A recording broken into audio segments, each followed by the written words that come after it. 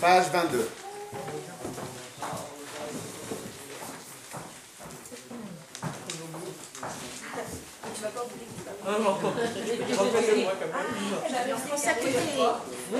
La semaine dernière, nous nous sommes arrêtés.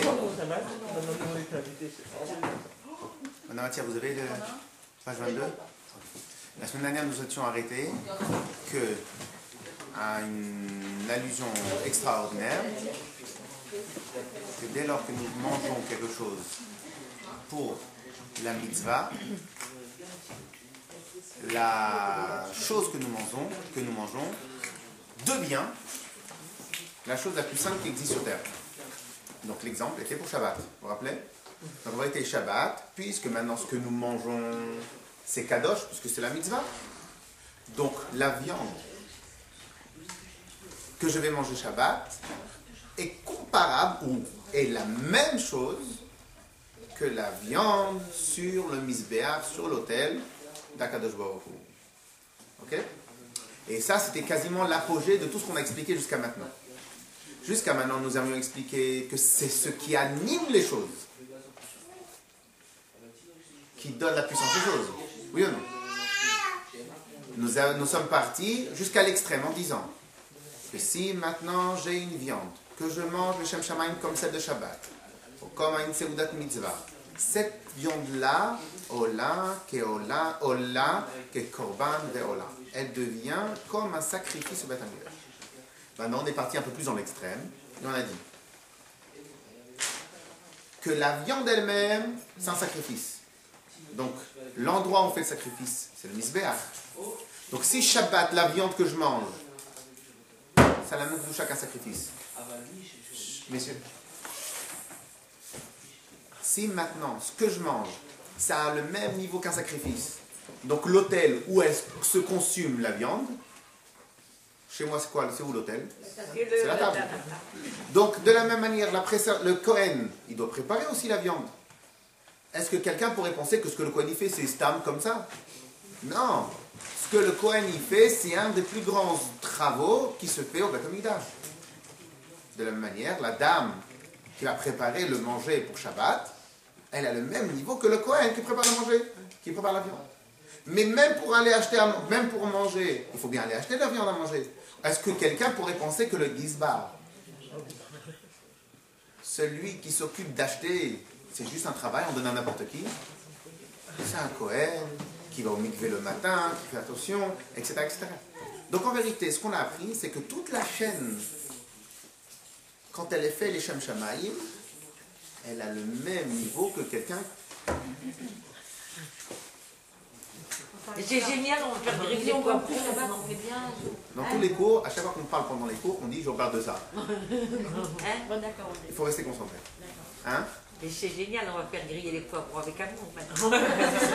Avec l'amour de Dieu, pas l'amour des poivrons. Ah oui. Ok. Et donc, maintenant, et cependant, la semaine dernière, j'avais bien expliqué que le plus grand job du Yetzer Hara, c'est quoi? Le plus grand job du Yetzer Hara, c'est de nous faire croire que ce qu'on fait, c'est important. C'est le plus grand job du Yetzer Hara. La preuve, c'est à nos enfants. Pourquoi on ne dit pas je suis fier de toi, tu es très important pour moi? Pourquoi on ne dit pas ça? Parce qu'ils le savent et tout ça. Oui ou non? Je sais pas.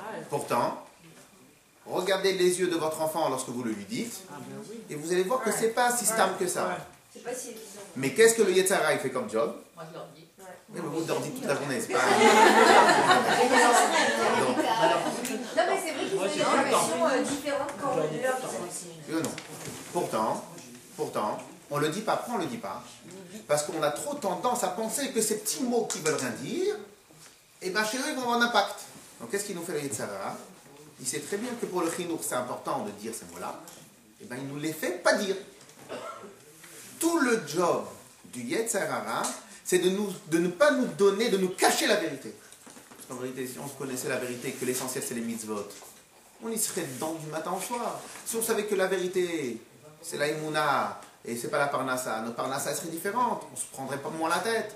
Et justement, il serait où le service de Dieu si maintenant tout était facile? On est d'accord? Donc en vérité, le vrai job du Yetzer Hara, c'est quoi? C'est de nous cacher la vérité. Ça, c'est le vrai job du Yetzer Hara.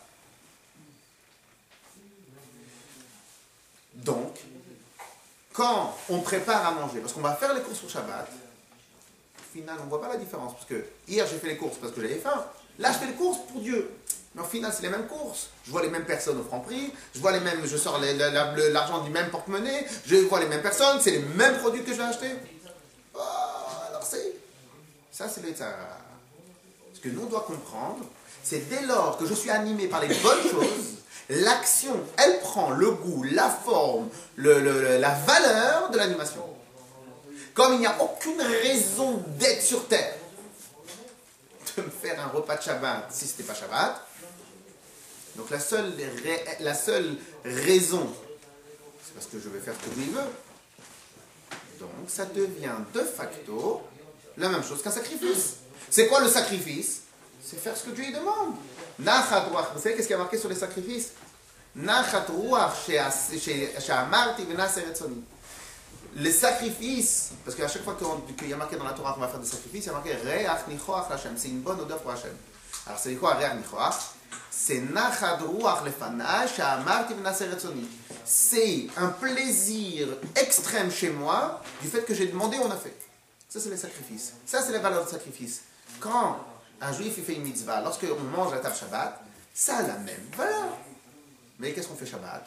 On rigole à table. On se fait croire qu'on a perdu de l'intensité ou de la ktusha de Shabbat. En réalité, c'est faux. C'est faux. Okay? La différence entre les tzadikim et nous, c'est qu'ils le voient, ils n'ont pas besoin de piqûres de rappel. Nous, on a besoin de faire des piqûres de rappel. Okay? Mais ils le voient. Mais la règle, c'est la même. La règle, c'est absolument la même. On l'avait déjà parlé plusieurs fois, c'est ce qui anime la chose qui donne la valeur à la chose.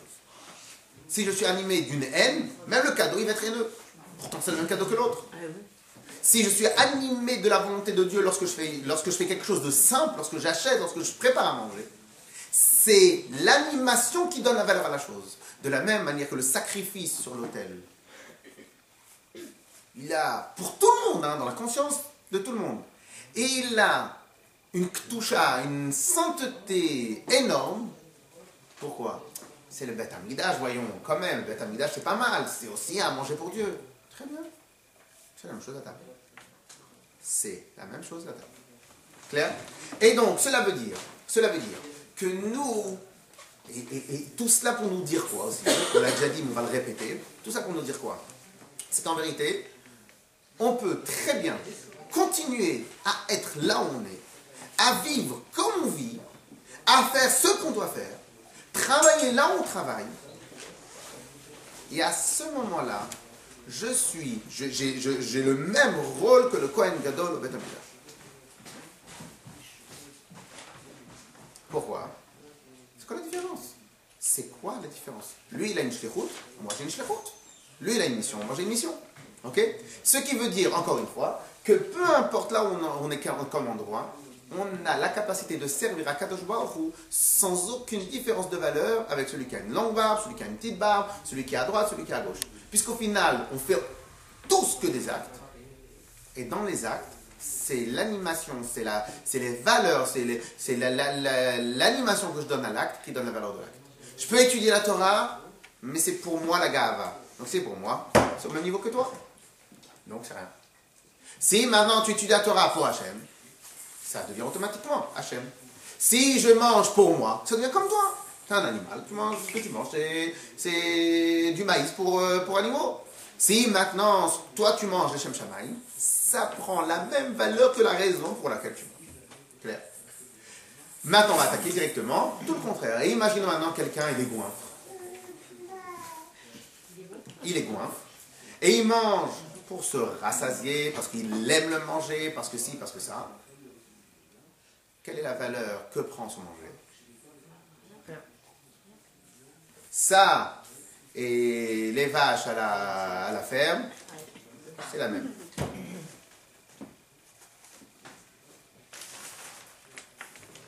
J'aurais pu dire, dans les cours des hommes, je dis les bœufs. Ah, spécial. Alors on y va.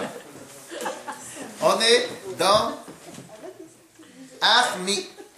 On y va. On y va. Achmi.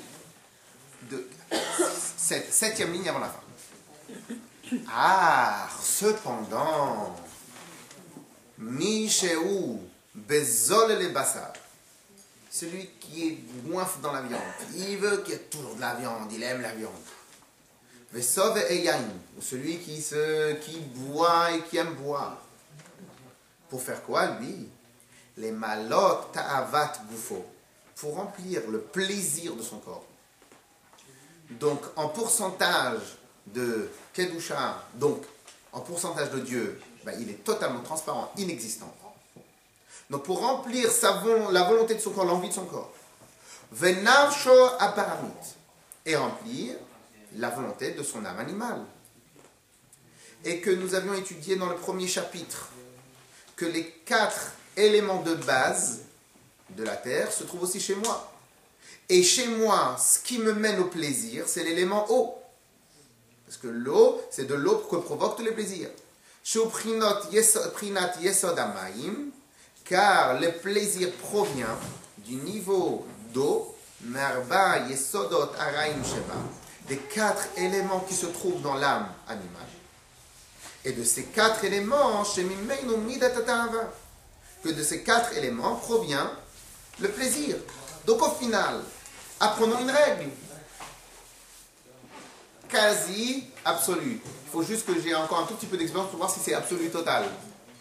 Dès lors qu'il y a plaisir, il y a âme animale. Réfléchissez. Plaisir, âme animale. Plaisir, âme animale. C'est dur, hein? C'est dur, hein? Non, parce que pour nous, il peut y avoir du plaisir même pour le service de Dieu. On peut retirer du plaisir aussi, mais en fait, il a accepté que... Même là, c'est la manière. Sauf que je vous le permets. Sauf que, à la vaille, qu'on n'ait que ça. Mais même là, c'est l'âme animale. Pourquoi? Parce que plaisir, c'est quand ça me touche. Et oui, mais... Si c'est Dieu, j'ai pas plaisir. Un soldat, il a plaisir. Un Dieu préserve. On va à l'extrême. Un soldat qui tue, il a plaisir? Non. Il y a un soldat qui sauve. Alors peut-être ça peut lui faire un peu plus de plaisir. Mais dans les deux cas, il a fait son devoir. Donc en vérité, dès lors que c'est quelqu'un... Maintenant, au contraire, quelqu'un que Dieu préserve, c'est un assassin né, il va s'enrôler à l'armée parce qu'il aime faire du mal. Donc au moment où Dieu préserve, il va faire du mal, il va avoir plaisir. Donc on voit bien que le plaisir est totalement lié avec la personnalité. D'accord, mais ça, on travaille plus tard. Si on ne fait pas Shabbat avec plaisir, alors on ne sert pas Dieu correctement. Pourquoi? Parce qu'il y a une règle dans la chassidoute, et ça c'est un des leitmotifs de la chassidoute, c'est Rov Vuot Bekoach Shor. On a plus de facilité à bien labourer son terrain avec le taureau. On aurait pu dire vache, mais on va garder ce qui a marqué. J'ai plus de facilité à travailler le terrain si j'ai un taureau qui demande la charrue. Mais si on va prendre des hommes, le taureau a plus de puissance. C'est quoi ici le shor? C'est l'âme animale. L'âme animale, elle a automatiquement plus de puissance que l'âme divine. Pourquoi? Parce que je mange le matin, donc j'entretiens l'âme animale. Je mange le midi, je le mange le soir, je dors, je fais ce qui me plaît. Elle est présente, elle prend une grande force. Donc, quand je prends plaisir à faire des mitzvot, l'âme elle dit, mais c'est sympathique ça, les mitzvot. Elle va en faire encore plus. Ok? Comme on a parlé Shabbat, que Shabbat, on avait dit que Dieu a donné une particularité. C'est quoi la particularité? C'est qu'on a un grand plaisir, une grande satisfaction quand on fait du bien à l'autre. C'est comme ça. Faites du bien à vous-même, le plaisir il va être limité. Faites sourire quelqu'un d'autre, vous sentez heureux, vous sentez bien, etc. Ok? Ça c'est une des choses. Donc, si maintenant ça m'aide, je vais faire encore plus plaisir aux autres. Mais ça ne change pas qu'il y a une partie de moi. Dès lors qu'il y a plaisir, c'est moi. Mais c'est pas grave. Tant que ça m'aide à faire. Lorsqu'on donne des bonbons, des gâteaux, des choses aux enfants, c'est quoi le but? C'est de faire en sorte qu'ils vont leur associé naturel, qui est l'âme animale, vont venir avec eux. Ok? Donc le plaisir, il ne faut pas qu'il soit banni. Pourquoi? Parce que c'est grâce à ce plaisir-là que je pourrais venir. Il faut s'en servir. Mais il faut savoir le émettre. C'est quoi le émettre? C'est que je dois réussir à faire mon service de Dieu, non pas sans plaisir. En vérité, c'est peut-être un niveau supérieur. Avec l'extase. C'est quoi l'extase? L'extase, c'est d'être totalement lié avec Dieu. Oui. Ce n'est pas parce que j'ai un plaisir dans l'étude que je vais étudier. Parce que demain, si maintenant Dieu me demande d'aller aider un autre, ben, il y en a qui réchignent. Pourquoi qui réchignent? C'est pas très gratifiant d'aider les autres. C'est plus sympathique l'étude. Donc, vous voyez ce que je veux dire? Donc, dès lors qu'il y a le moi, ça va être subjectif. Donc, nous, on doit réussir à servir Dieu sans un millimètre de moi. Bon, si au passage j'ai un plaisir, mais sans un seul millimètre de moi. Ok? Ça, c'est le principe. Cependant, Rov Dvour de quoi, si tu as plaisir, tu vas réussir à mieux faire. À tel point, c'est qu'il y a marqué que une personne, il doit toujours aller étudier là où il aime, géographiquement, ou même quelque part dans les sujets. Comme ça, il est marqué. Si maintenant il y a des sujets que je préfère, commence par les étudier, ceux-là. Quand tu auras tout terminé, ben on passera dans les autres sujets. Va étudier. Pourquoi? Parce que c'est ça. Si maintenant j'associe mon âme animale à mon étude, eh ben je vais gagner plus vite. Je vais y aller plus vite. C'est comme un taureau qui laboure le terrain. Donc je vais y aller plus vite. Si maintenant j'étudie que des choses qui n'ont aucun intérêt, malheureusement, parce que moi je suis quand même matériel, donc si j'ai aucun intérêt, donc automatiquement je vais un peu traîner la patte, etc., etc. Si maintenant je dois aller dans une yeshiva, mais dans cette yeshiva-là, c'est pas vraiment l'endroit où je préfère dans un endroit qui est différent, alors là-bas tu vas mieux t'épanouir, parce que tu n'auras pas ton nefesh habami, ton âme animale qui va tout le temps se battre contre toi. Ok? Donc en fin de compte, c'est juste, on doit exploiter tout ce qui est en notre possession pour avancer. La seule différence, c'est qu'on doit connaître les maîtres. C'est quoi? C'est une fois que je l'ai bien gavé, l'âme animale, une fois que je l'ai bien donné, une fois que je l'ai rempli, une fois que si, elle se sent un peu comme ça groggy, à ce moment-là on attaque et on doit passer au-dessus de ce plaisir-là. Ok? Mais ça c'était le principe. Mais de toute façon, pour ici, là on parle dans le vrai principe de plaisir dénué de toute kedusha. Donc maintenant, celui qui a un plaisir dénué de toute kedusha, il est au même niveau que son plaisir. Alors, je ne sais pas si on pouvait faire comme ça, mais la dernière fois, je voulais faire le principe. Imaginons maintenant qu'on dessine mieux que ça, donc c'est un peu plus épais. Imaginons maintenant que on a un rayon X, on a un IRM, et qu'on peut voir la radioactivité des mitzvot. Et bien, quand je suis en train de faire le manger de Shabbat, parce que c'est la mitzvah, eh bien je suis rempli de Kedusha. Totalement rempli de Kedusha. Totalement. C'est-à-dire là, ici, c'est Akadosh Baruch Hu qui emplit la totalité. Pourquoi? Parce que ici, c'est l'âme divine. Donc l'âme divine prend la totale possession de mon corps. Akadosh Baruch Hu, c'est la Kedusha qui anime le corps. Et l'âme divine qui vient, qui le fait actionner. Si maintenant Dieu préserve, je suis en train de me faire un bon repas parce que j'aime les bons repas. Ok, et bien à ce moment-là, c'est comme ça, à ce moment-là, total black.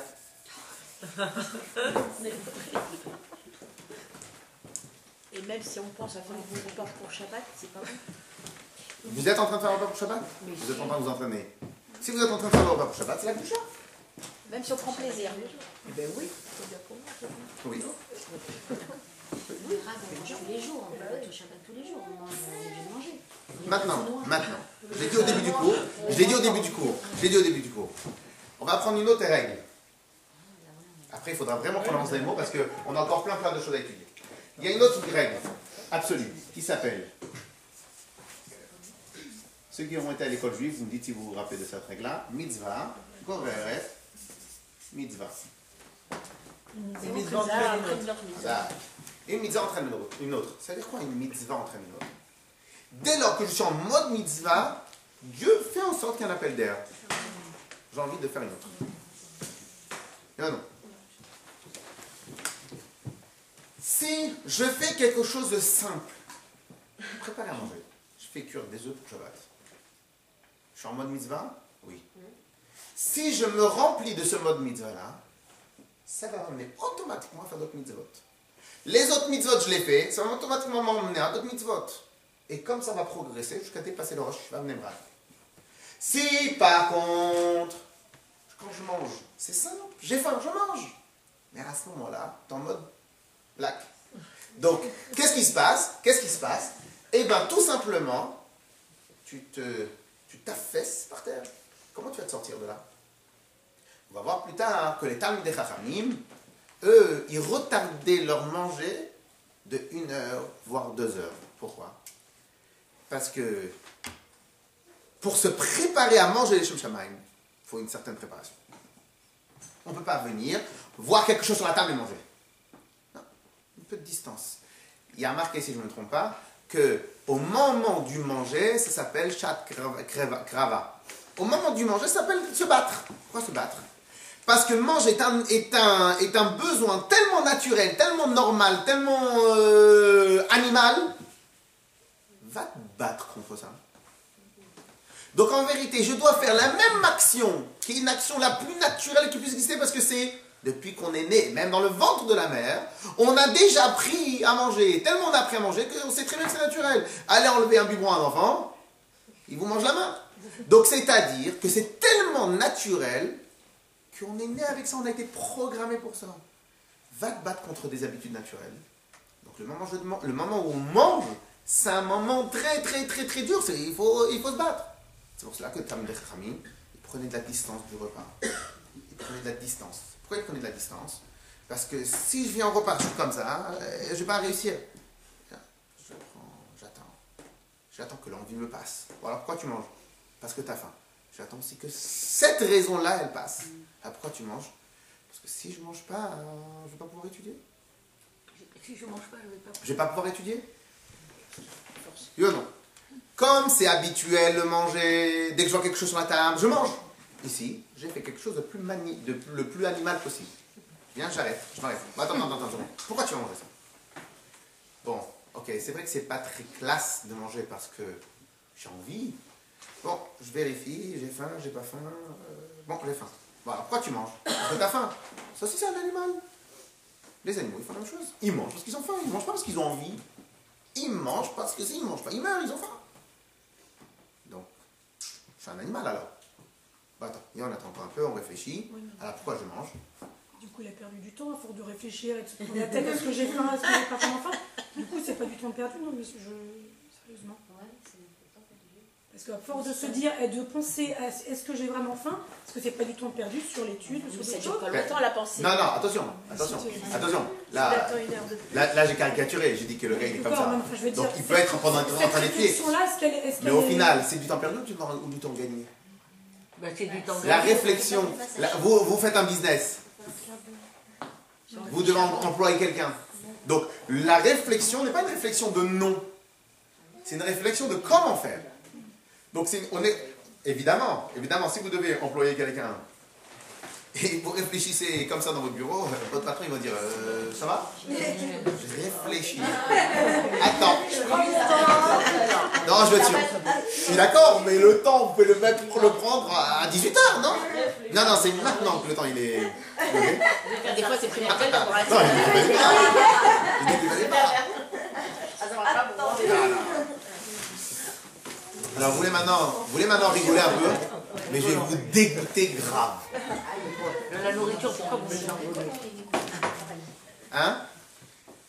À la Yeshiva de Brunois, avant elle était gérée par un certain grand Rav qui s'appelait Rav Nissan Nemanov. Ce Rav Nissan Nemanov était considéré, selon certains, il y a plusieurs versions, comme un Benoni tel qu'il est écrit dans le Tanya. C'est pas mal ou pas? J'aime beaucoup. Qu'est-ce que c'est un Benoni? C'est quelqu'un qui, juste avant le tzaddik, en gros. Il était considéré comme... Et donc, vous imaginez bien, toute la yeshiva, elle marchait à la baguette. Pas simplement marcher à la baguette, parce qu'à l'époque, c'est quand les gens ils allaient étudier à yeshiva, parce qu'ils en voulaient. Okay? Donc là, c'est un peu différent. Okay? C'est un cycle. Mais donc déjà, à la baguette. Mais pas à la baguette, parce qu'il était dur. La baguette, parce qu'il mettait le niveau très exigeant. Alors maintenant, c'est pas spécialement lui qui le faisait, mais c'était l'ambiance comme ça. L'ambiance, c'était, on est à fond dans Torah Mitzvot. Quand il recevait les baguettes, pour les Bachorim, qu'est-ce qu'il faisait? Il les donnait qu'un jour plus tard. Baguette fraîche, il les donnait qu'un jour plus tard. Pourquoi? C'est trop bon la baguette quand elle vient de sortir du four. Mais quand même, Dégoûté ou pas encore? quand même, le fait de faire la bracha, ça nous freine quand même un petit peu. On se jette moins. Ça nous freine. Ça nous freine un petit peu, c'est vrai. C'est vrai. C'est vrai, ça nous freine un petit peu. Que pour manger, Des fois, quand je vois des gens manger sans faire la bracha, ou les non-juifs et tout ça, au final, je me dis, c'est dur quand même. C'est dur de manger sans bracha. C'est vraiment, c'est. On rate des paquettes, quoi. Le crapaud, comment il fait quand il va attraper? C'est dur quand même. Vous imaginez le niveau où on peut arriver? Pas des vaches, on est des crapauds. Hein? On mange pas des vaches, on est des crapauds. Je pense que alors, si je peux me permettre, le plaisir, par exemple, de manger, on n'est pas il y a aussi la joie. Tout dépend de quelle manière.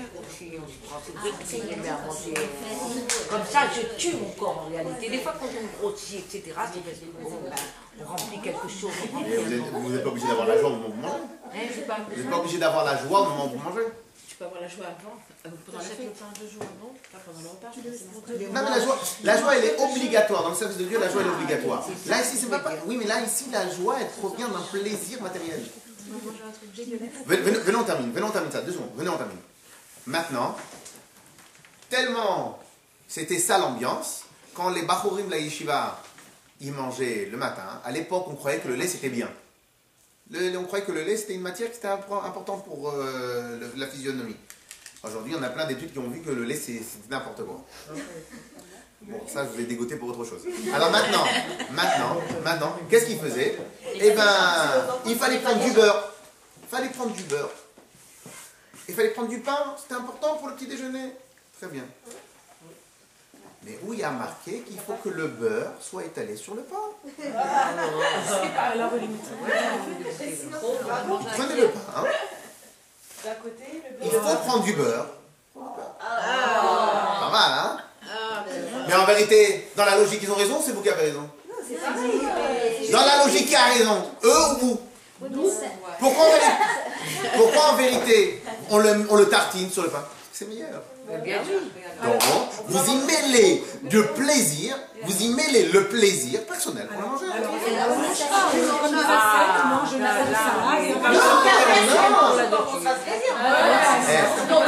Une blague perso. Quand j'étais à Yeshiva, je voulais vraiment faire bien. Et j'avais un garçon qui était français, anglais, on était copains. Et une fois, il m'a vu, de par mes origines et de par mon éducation, quand il y a la tartine, c'est bien qu'elle soit bien beurrée comme il faut. C'est ça que tu fais. Et tu dis toute la journée, tu dis. Et alors? Oh là là, j'ai mis une claque. Depuis, je prends le morceau. Mais vous le mangez quand même avec le pain. Ouais, ok. Donc. Surtout c'est mangeable sans le pain. Non, en fait, Immangeable. Ce que vous voulez dire. Des médicaments, ils sont mangeables? Non, pourquoi vous les prenez? La logique, c'est la même. Vous voulez dire par là que C'est moi qui ai. bois frais, quoi. Je sais pas, je pensais. Non, le constat. Regardez ce qu'elle Je peux vous donner un autre exemple. Regardez, alors maintenant. La conclusion de Madame Berger, c'est qu'il ne faut pas manger avec plaisir, c'est bien ça. C'est ça. Je vais vous donner un autre exemple. Vous savez, allez, mesdames, un autre exemple. Et ça, c'est une chose qu'on va étudier plus tard. Qu'en vérité, il y a une grande règle. Que... Elle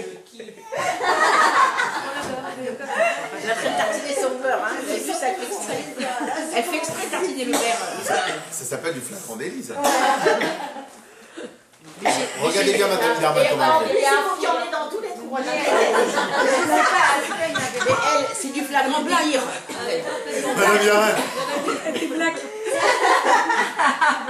T'es pas black, J'assume en plus, Hachem il me dit mange maintenant, après tu vas grignoter. Donc je mange. Ah, c'est les chefs Jamaï. Ah, C'est pas Hachem qui te dit ça. alors, on y va. À l'heure, c'est l'heure, après l'heure, c'est plus l'heure. Là, je te montre. Elle est longue l'heure. Hein. Elle va nous influencer. Bon, allez, bien. Merci. Encore un petit point. On fait court trop tard en fait, hein. Moi ça me déjeune un moment. Un petit point. On va falloir faire un deuxième cours là-dessus. David Aman veut dire qu'en vérité, on doit faire le cours à l'heure du petit déjeuner. Voilà. On ne doit pas mettre le petit déjeuner dans le cours. On va faire le cours à l'heure du petit déjeuner. Razak, on termine. Vous savez que ce principe-là, de se retenir dans les plaisirs, ça s'appelle dans le langage de la Chassidut, itkafia. Se casser, se courber les chines, se priver. Se priver. Alors maintenant, à l'époque, vous regardez les livres anciens, ils se privaient vraiment. Ils mangeaient que du pain, ils mangeaient aucun plaisir, tout ça pour travailler. Maintenant, de nos jours, ça n'existe pas quelqu'un qui n'a pas son apport en protéines, calories, qui ne tombe pas dans les pommes le soir. Ça n'existe pas. Alors maintenant, plusieurs fois, les Bachorim, ils posaient tout au début, posaient des questions au Rabbi, ils demandaient comment on fait de kafia. Alors il y en a que quand ils étaient à l'Yeshiva, ils faisaient en sorte de ne pas manger. Alors Rabbi dit, de nos jours, ça n'existe plus de ne pas manger. Madame Carcelin. Quelle entrée fracassante. Donc là, ça nous attend. Ça c'est le meilleur, quand quelqu'un va rentrer discret, vous toucher, ça. Et donc, il demandait au Rabbi, comment on fait pour faire le kafia? Alors il disait, bon, on va manger moins. Le Rabbi criait. Pourquoi il criait? Aujourd'hui, on ne peut plus se permettre de ne pas manger. Pourquoi? Le corps est faible. Il n'en a pas mangé le matin, on se sent mal. Le Rabbi il a dit, alors c'est quoi le kafia? Vous mangez tout ce que la yeshiva vous met sur votre assiette. Il y a ça, vous mangez. Demain, il y a autre chose, vous mangez. Ça veut dire quoi? On s'habitue à ne pas avoir de choix dans la nourriture. Ce qu'il y a devant, je mange. Ce qu'il y a devant, je mange. On va plus loin dans le raisonnement. Rajouter du sel, on rajoute pas. C'est pas quelle horreur. Si on veut être un athlète de haut niveau, on s'oblige à certaines choses. Dans le service de Dieu, je vais être un athlète de haut niveau. Il y a des techniques. Lorsque maintenant, je vais vraiment vérifier si le sel, ce que je vous dis, ça a l'air un peu comme ça fou. Mais on peut, sans problème, on peut s'y habituer. Mais bon, peut-être faut être passé par la yeshiva, on vous donner à manger. Donc après, votre corps, il s'habitue. Mais le principe, c'est le même. Si maintenant je fais l'action de rajouter du sel, c'est comme ça que je fais l'action de rajouter du sel. Où est-ce qu'il existe le service de Dieu dans le rajout du sel? Donnez-moi un seul endroit dans le Tanya, ou dans la Torah, où il y a marqué, si tu rajoutes du sel, ça peut être apparenté au service de Dieu. Oui. Rajout de sel, je vous le permets, c'est plein de sel. Mais après vous arrêtez. Donc où est-ce que le rajout de sel fait partie intégrante du service de Dieu? Je ne sais pas. Pourquoi je le fais? Au moment où je rajoute du sel, black. C'est dur ou pas? 2 secondes. Maintenant, encore une fois, ça... D'abord, vous avez décidé de venir à un cours de Tanya. Donc, c'est pas de ma faute. Ça, c'est un. Deuxièmement, je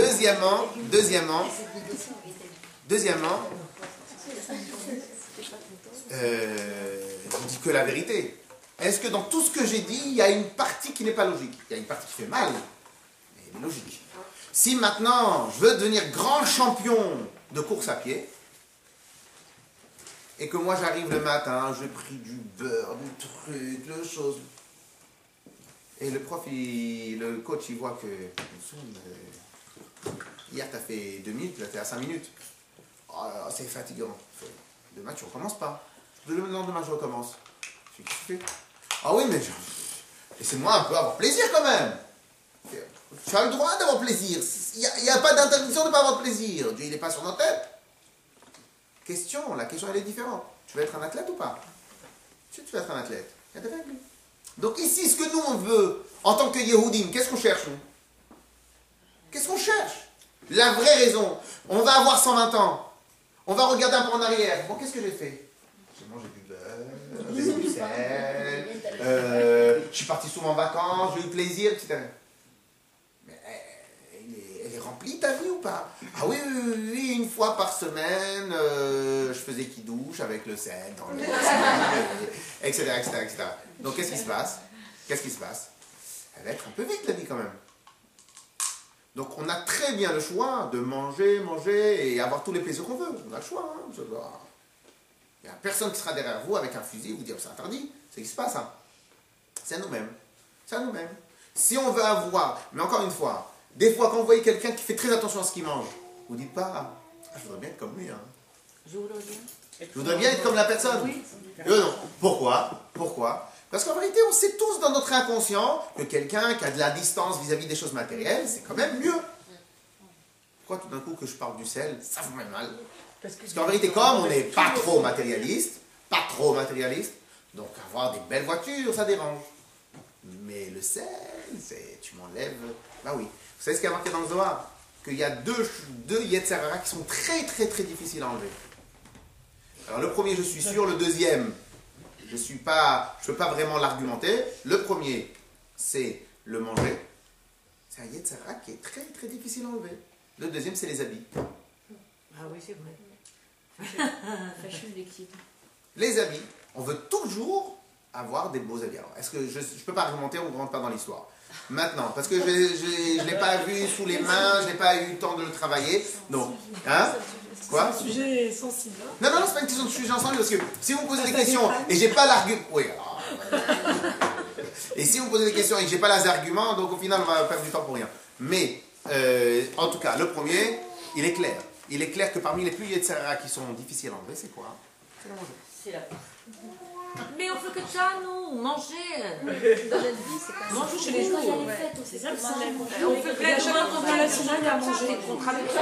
À chaque fois qu'on vient à la synagogue à manger. Entre ce poitrine, Parce que c'est une des seules méthodes que on a trouvées pour bloquer les Yetzer Hara. Mais c'est comme ça. C'est comme ça. C'est comme ça. C'est comme ça. Alors, le seul moment où on a le droit d'avoir du vivre, et donc pas vivre pour manger. Ah oui, c'est Figaro dans le Parmi de Séville. Voilà. Mais en vérité, manger pour vivre, c'est ce que la vache, elle fait. Manger pour vivre. Donc Molière n'était pas plus qu'un bœuf ou une vache. Ne parlez pas de Molière. Pardon.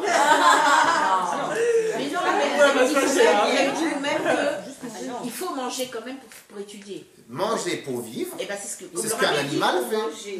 Mais comme nous aussi. Comme Manger pour vivre, c'est ce qu'un animal fait. Mais l'homme aussi, pour Non. étudier. Sinon il ne peut pas étudier. Non, mais pour... Il mange pour servir Dieu. Oui, c'est ça. Il ne mange pas pour vivre. Si, sinon il ne peut pas vivre aussi. Les mots, c'est les mots. Manger pour vivre, Mais s'il ne mange pas, il ne vit plus. les mots, c'est les mots. Manger pour vivre, Et non, c'est pour ça c'est qu'elle un dit, animal. et non pas vivre pour manger. Vivre pour manger, ça c'est pire. Même un animal, il ne le fait pas. En vérité, il y a 3 niveaux. Si on veut aller, Madame Carcelin, bravo pour votre intervention. Madame Carcelin. Donc, et de Molière, bien évidemment. Alors, en vérité, nous avons vivre pour manger. Ah, c'est l'horreur. Ça, c'est même les animaux, il ne faut pas ça. Manger Oui, pour vivre. manger pour vivre. Et manger Pour servir. pour servir. Vivre pour servir. Mais c'est Manger. En finale, ce que le monde entier, ce que 80% de la population fait, C'est manger pour c'est vivre. manger pour vivre. Ah oui. Mais là, je suis gentil sur les 80. Pourquoi? Parce que dans les 80, je parlais que de manger. Mais en vérité, si... 2 secondes, je termine. Vivre pour manger, même les animaux n'osent pas le faire. Il n'y a que la jante humaine qui sait le faire. Il y a un niveau supérieur à tout ça. C'est vivre pour servir Dieu. Manger pour servir Dieu. Mais là, j'ai dit un mot qui est un peu trop sympathique. Manger. Vous prenez autre chose. Plaisir.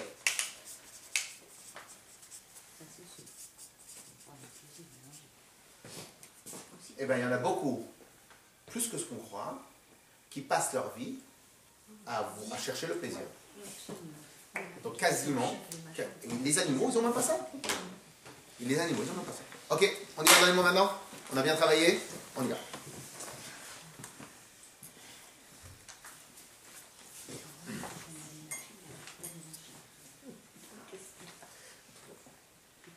Iné, on est à la 4e avant-dernière ligne.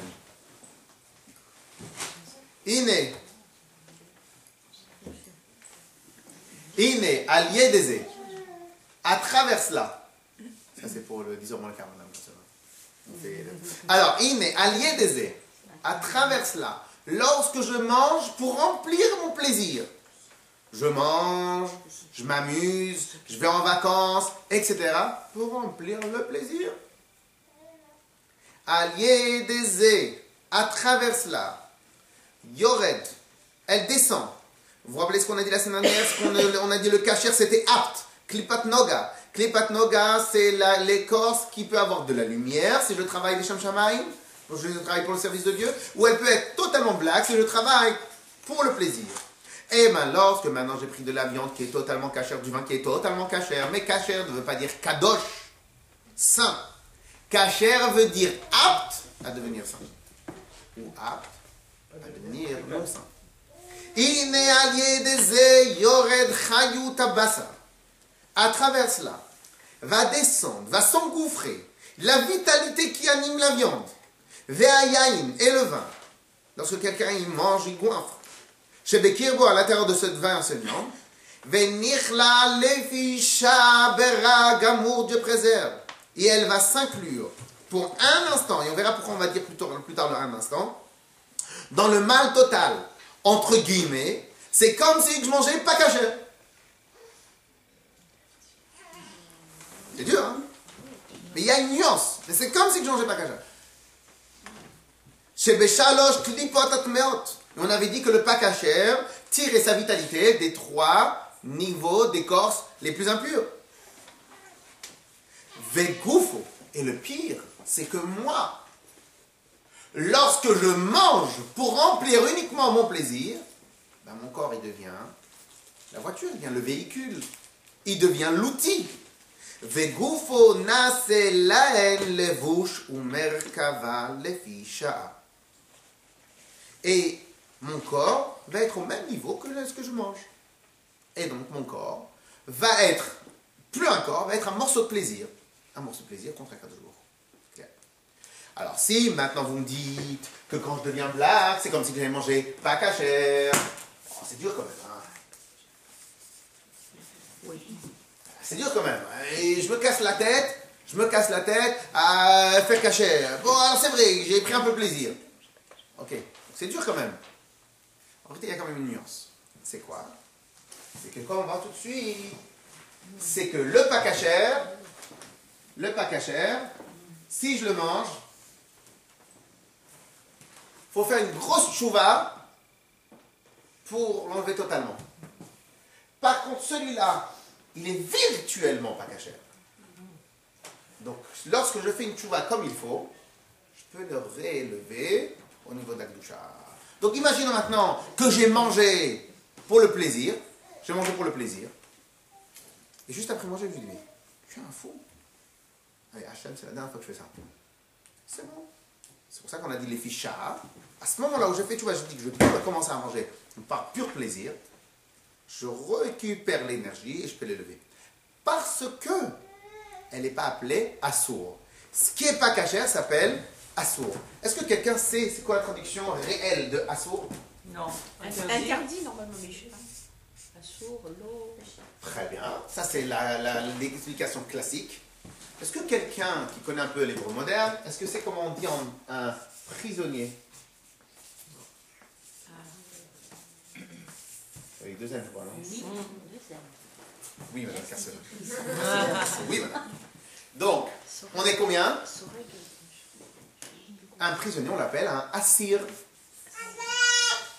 C'est intéressant. Comment on dit une prison? Bête.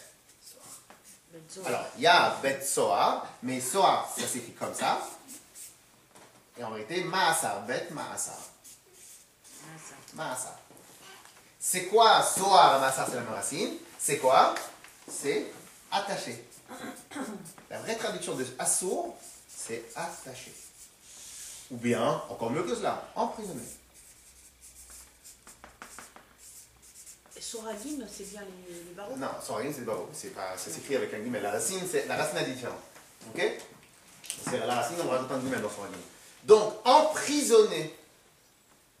Alors, la différence entre le pas kasher et le kasher, c'est que le kasher, il n'est pas emprisonné. il est malléable, il est ajustable. Mais ça dépend de toi. Si toi tu fais n'importe quoi, bah, il va être dans n'importe quoi. Par contre, Dieu préserve le pas caché, il est emprisonné. Donc le degré de tchouva, il doit être un peu plus élevé. Pourquoi il doit être un peu plus élevé? Parce que là, tu dois arracher des mains de quelque chose qui est...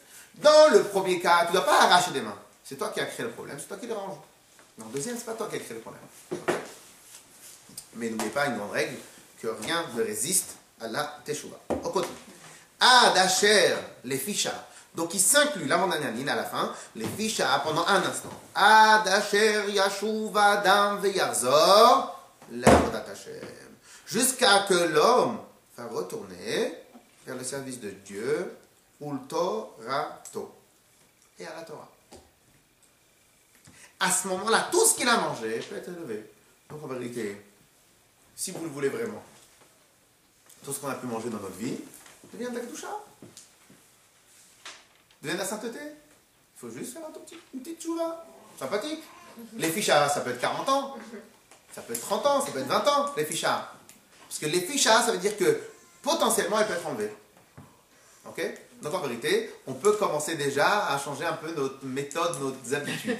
Ça veut dire que toute sa vie, on a mangé avec plaisir, à la fin de la vie, on peut plus. De toute façon, ça c'est sûr. Il y a marqué dans le Rambam que quelqu'un qui fait teshuva, même le teshuva la plus simple, le retour vers Dieu, le plus simple, le repenti le plus simple. Quelqu'un, comme ça est marqué dans le Rambam, clair et net. Bezrat Hashem, on va étudier souvent ensemble, donc on aura le temps de tout regarder dans les mots.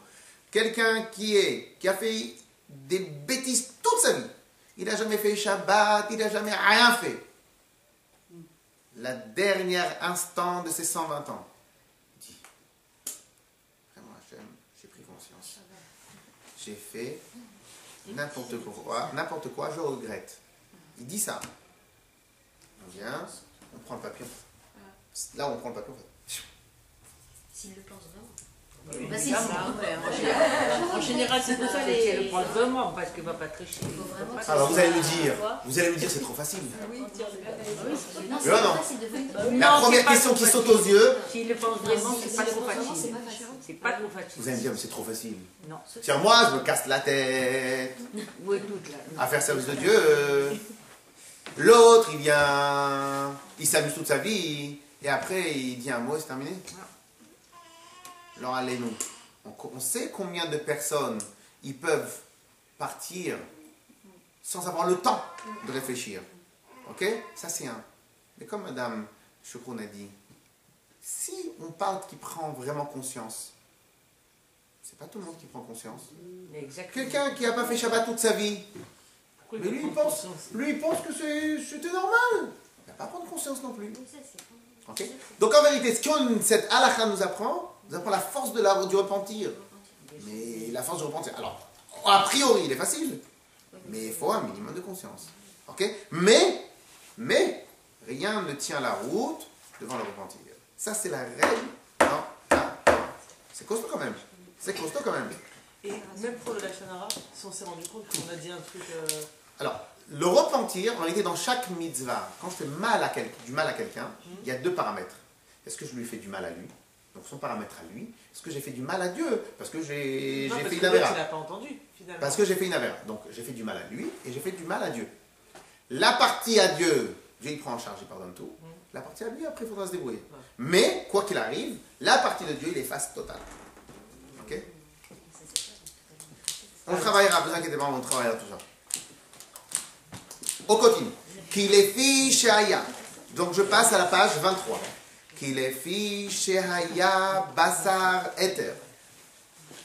Puisque c'était de la viande permise. Veyaïm Kacher. Et du vin permis. Donc au final, il n'était pas emprisonné. Il était open. Après, c'est moi qui l'ai pris de son mode open. C'est moi qui l'ai mis là où je voulais. Il n'était pas en mode emprisonné. L'écart pour cela, Yecholim lazor velalot imo beshuvo lavodat Hashem. On peut le ramener, on peut le réélever lorsqu'on va servir Hashem.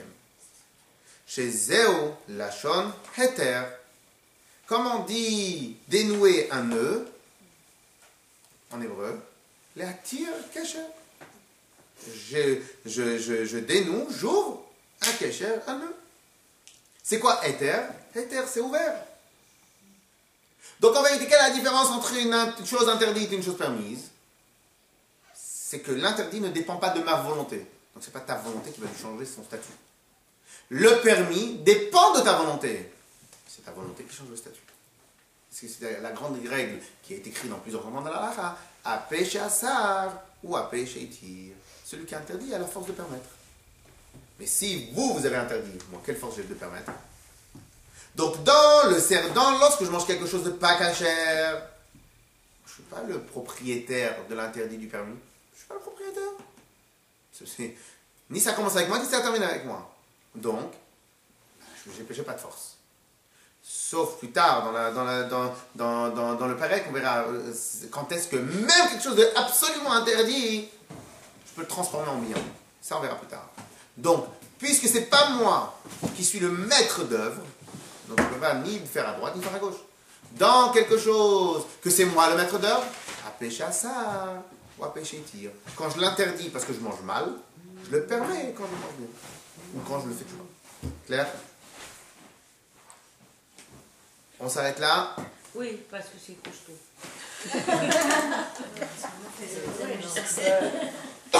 On s'arrête là, on continue la semaine prochaine. Bezrat Hashem.